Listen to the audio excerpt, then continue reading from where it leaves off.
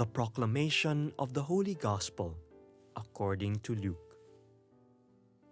As the people were in expectation, and all men questioned in their hearts concerning John, whether perhaps he were the Christ, John answered them all, I baptize you with water, but he who is mightier than I is coming, the thong of whose sandals I am not worthy to untie. He will baptize you with the Holy Spirit and with fire. Now when all the people were baptized, and when Jesus also had been baptized and was praying, the heaven was opened, and the Holy Spirit descended upon him in bodily form as a dove, and the voice came from heaven, Thou art my beloved Son, with thee I am well pleased. The Gospel of the Lord. Our Gospel passage on this baptism of the Lord is taken from St. Luke. We have been reflecting on the baptism of the Lord as really a continuation of the birth of Jesus, the mystery of the Incarnation. In the first reading from the prophet Isaiah, we heard the prophecy about a servant of God who is filled with the Spirit of God and the meekness and the tenderness of God, a divine figure. But this divine figure is sent on mission to be with the poor, with the blind, the prisoners.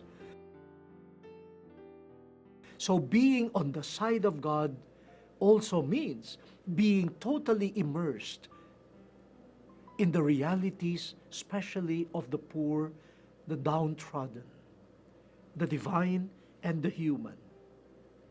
In the second reading from the Acts of the Apostles, we heard the discourse of St. Peter addressed to the non-Jews, those who felt they were outside the blessings that God would pour on the world. But they now enjoy, thanks to Jesus, the love and the salvation coming from God. But who is Jesus? Who is this source of universal salvation? St. Peter tells us that Jesus of Nazareth is really the Lord of all, filled with the Spirit and power, and the Lord was with him. The divinity of Christ is totally affirmed. Yet, this divine person went around, walked the earth, doing good, especially for the poor and those possessed by evil. Again, the same dynamics, totally divine but totally human, but now seen not in the manger, but in mission. In the Gospel, we see the inauguration of the mission of Jesus in the baptism by John in the Jordan.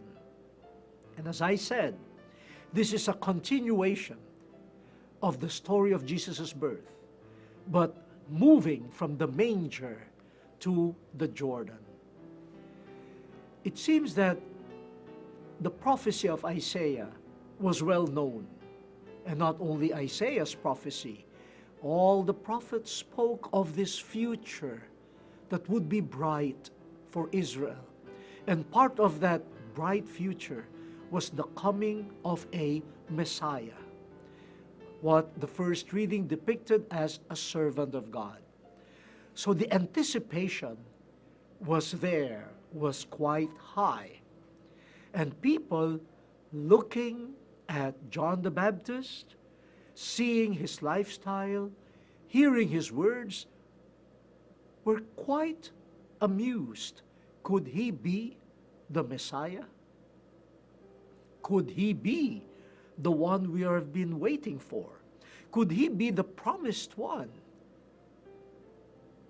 But John the Baptist was a man of truth, of righteousness, and honesty. He told them plainly, I am not the one. But who is the Messiah compared to John the Baptist? First, he says, the Messiah is mightier than I. I am not even fit to loosen his sandal strap. I cannot even be his servant. I am so distant from him. He is mightier than I am. So if we find in John the Baptist, wow, an adorable figure, then he says, no, someone mightier is to come. And secondly, John the Baptist said, I baptized you with water for the conversion, for the conversion of sinners. But the one who will come after me will baptize you with the Holy Spirit, with the very life and love of God. And only the Holy Spirit can convert the heart, can cleanse the heart.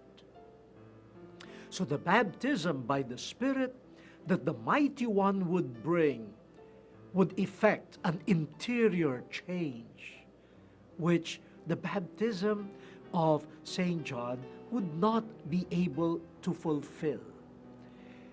But the Mighty One, the Messiah, will also come with the baptism of fire. There will be judgment. There will be judgment. Our good deeds and our evil deeds will be exposed. A mighty Messiah. Then Jesus comes, asking to be baptized. And the heavens open. Imagine the opening of the heavens, the opening of God's realm happens in the baptism of Jesus.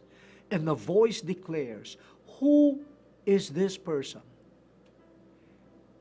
The Father's voice tells Jesus, you are my Son, in whom my favor rests.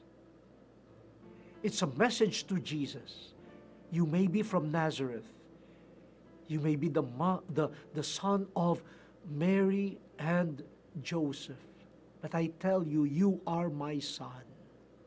And the Holy Spirit descends in the form of a dove. The Holy Spirit of God filling him. The divinity of Jesus that we know already from the Annunciation and the birth of Jesus is affirmed in the baptism. But if he is truly the Son of God, why would he go to John to be baptized?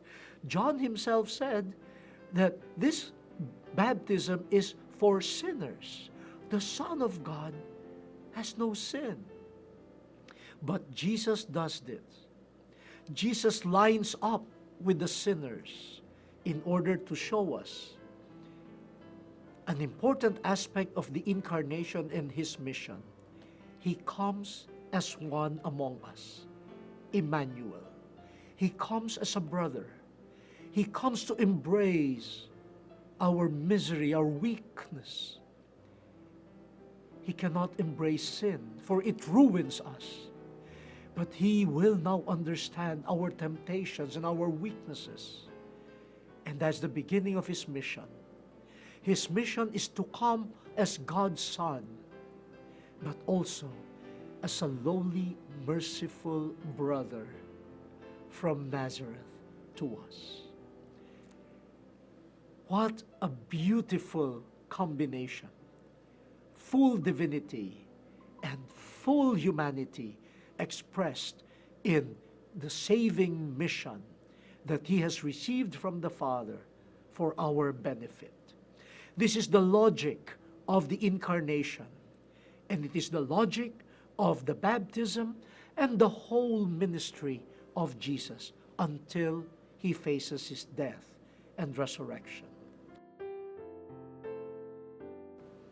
My dear brothers and sisters, on this beautiful celebration, may I ask you to review the holy people in the history of the church.